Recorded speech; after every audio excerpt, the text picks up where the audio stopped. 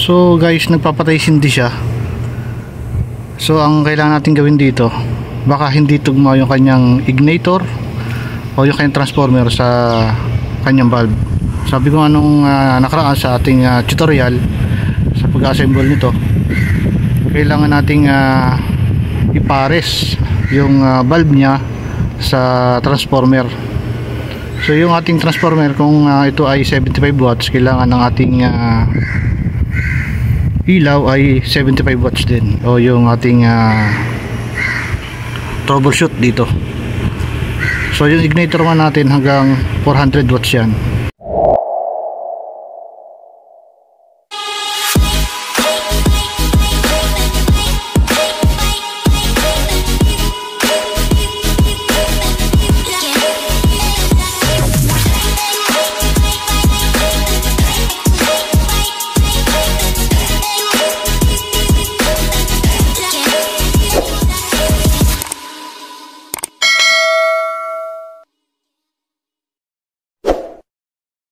Hello guys, welcome to my YouTube channel. This is Richard Mix TV, and for today's video ay magpapalit tayo ng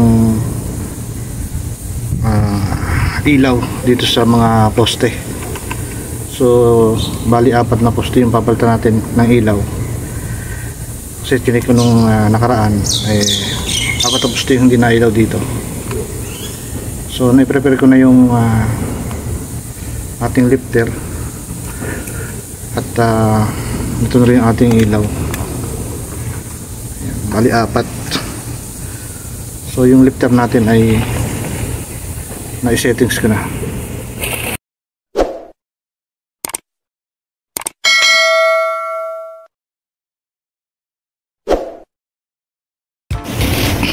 Ito yung ating lifter guys.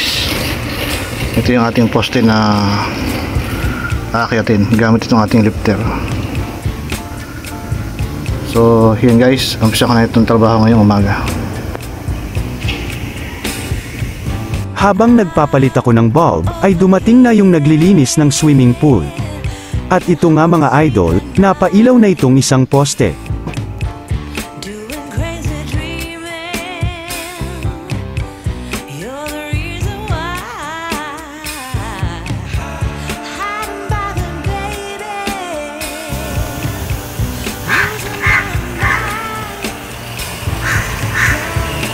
Okay naman.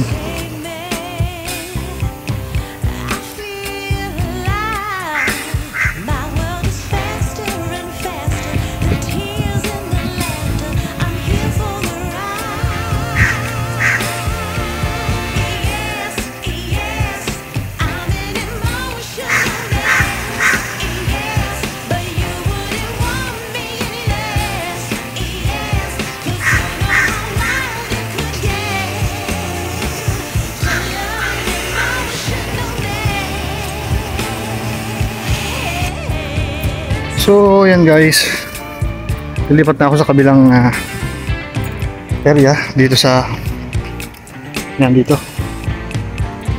So gamit ko tong extension.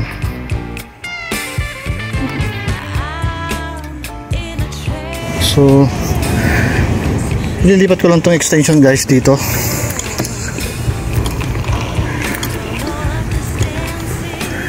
Kasi yung iba may ilaw naman pala.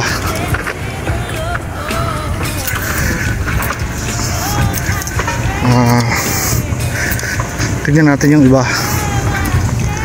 So kailangan matapos ko to bago mag alas 10. So oras natin maaga pa, 8:48. Kaya maaga kong gumising ito para matapos ko itong mga pagpapalit ng ilaw dito sa poste.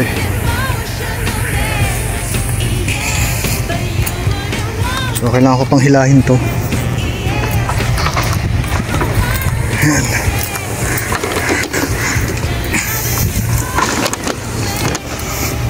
Para umabot dun sa kabilang yun.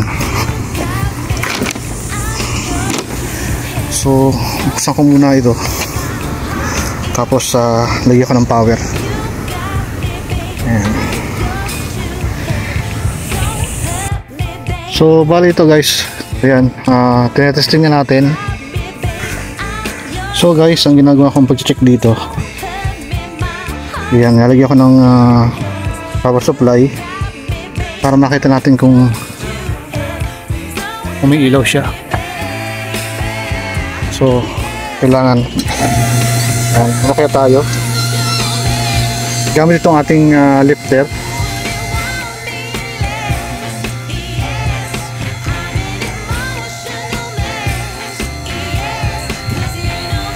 So dito guys, hindi siya umiilaw. Ngayon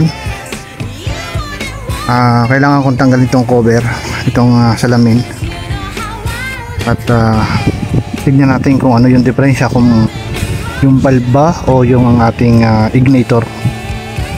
So bali tatlo yung ano niya, kailangan natin i-check yung bulb ng ating Osram at ignitor at yung kanyang transformer. So hindi ko na may papakita guys yung yung pagbubukas nito, pero pakita ko sa inyo yung kanyang bulb.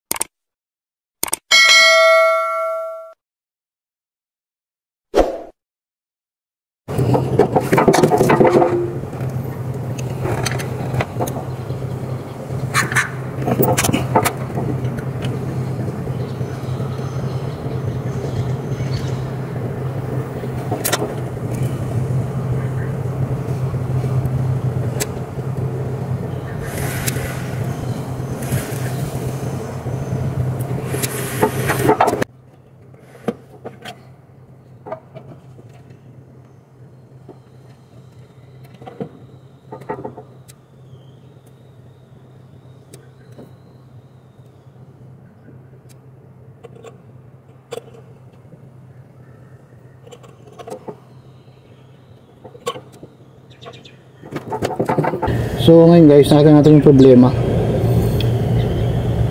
Tama yung ating pag-troubleshoot.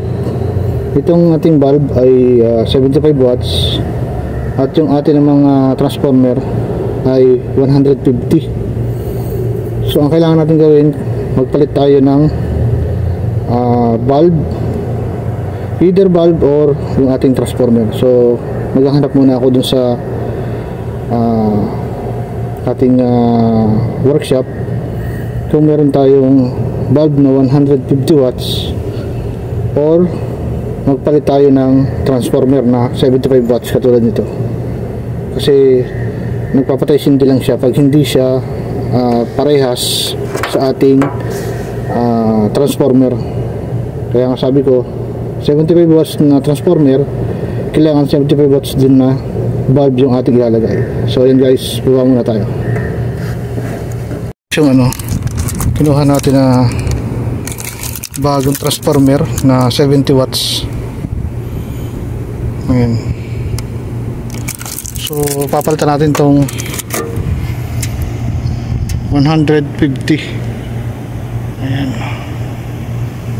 Kaya patay hindi yung ating ilaw, kasi ang nakalagay dito ay 150 watts. So hindi tugma dun sa ating bulb.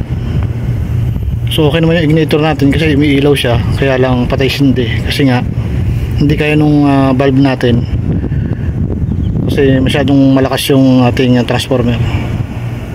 So makikita nyo guys, ayan, 75 watts tapos 150 watts yung ating transformer. So papalitan natin ngayon to. Ayan, bago na siya. Tapos ito yung luma. Ayan. So tetestingin rin natin kung magtutuloy-tuloy na yung ilaw niya. So balik muna natin tong kanyang pinaka fixture dito, tapos yung bulb. So ayan guys, balik natin yung yung bulb saka yung power supply dito sa baba. So akit ulit tayo, ayan, para tignan natin kung umiilaw na siya. Tapos obserbahan muna natin ng ilang minuto kung tatagal na yung kanyang ilaw.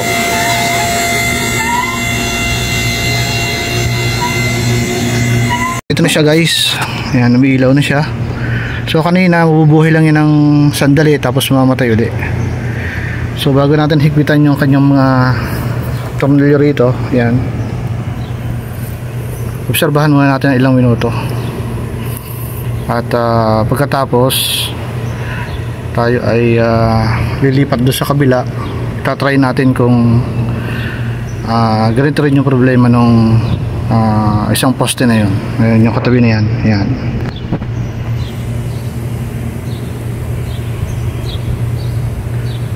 So yan, higpitan ko muna guys yung ano. At nagtuloy-tuloy na yung ilaw nya. Ayan. So higpitan ko muna itong kanyang mga tornilyo rito sa kanyang fixture. Ayan guys, nagtuloy-tuloy na yung ilaw nya. So balik ko na itong kanyang cover. Ayan.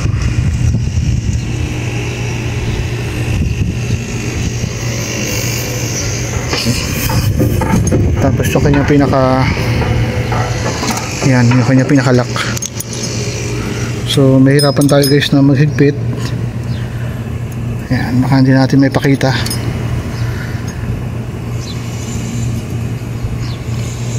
Wala tayong tagahawak ng cellphone guys, kaya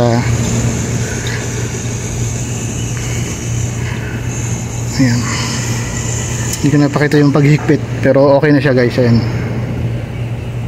So yan guys, balik ko na lang itong kanyang power supply. Yan, tanggalin ko na itong kanyang pinaka wire. Balik natin siya dati dito. So yan guys.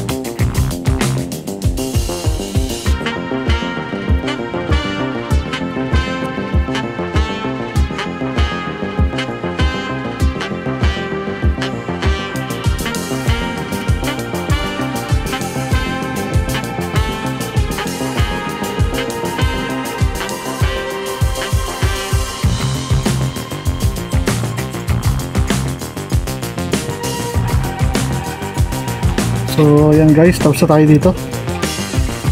So hindi na natin magagawa yung isang poste. Balikan na lang natin yan sa susunod. Kasi mag 10 o'clock na. So kailangan natin makaalis dito sa likod ng bahay kasi nagising na yung anak ng ama namin.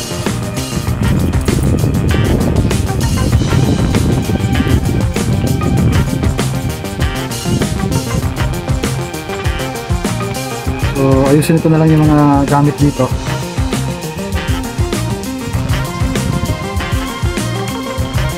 Tapos balik na ako sa ating hideout.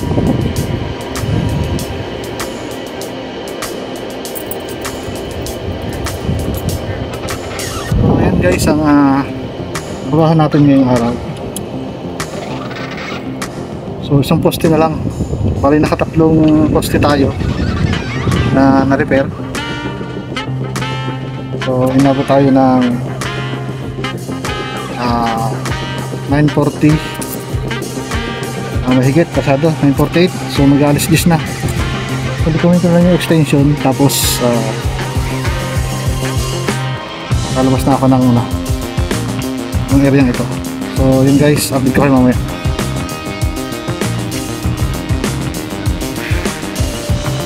So yan guys, update tayo 5 minutes before 10 o'clock AM. So hindi ko na natapos yung isang poste. So babalikan ko na lang yan. Sabi ko nga kanina, hindi tayo pwedeng abutin dito ng alas 10. So nagpahinga muna ako dito sa may bukana. Yan. At yun yung ating lifter. Yung nakikita yung sa likod ko, nagre-reflex. Sobrang init. Guluhin nyo, 9:55 pa lang ng umaga. Sobrang init na. Yan. So yun lang guys, no? Ito yung naging trabaho natin ngayong umaga. So makikita nyo yung previous video na nag-check tayo nung gabi. So nakita natin 4 na poste yung hindi nailaw. So yun yung ating ginawa ngayon.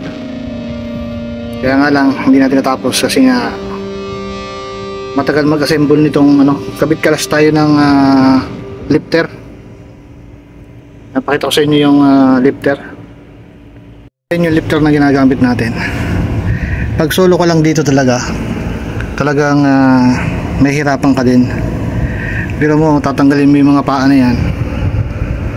Ayan, mano-mano mo yan ikakabit. Tanggal kabit. Tapos hihila ka pa ng extension wire. Ayan yung extension natin. At saka ka pala makakakyat. Kailangan yung ating lifter ay balanse. Pag hindi yan na balance, hindi yan gagana, hindi yan aangat.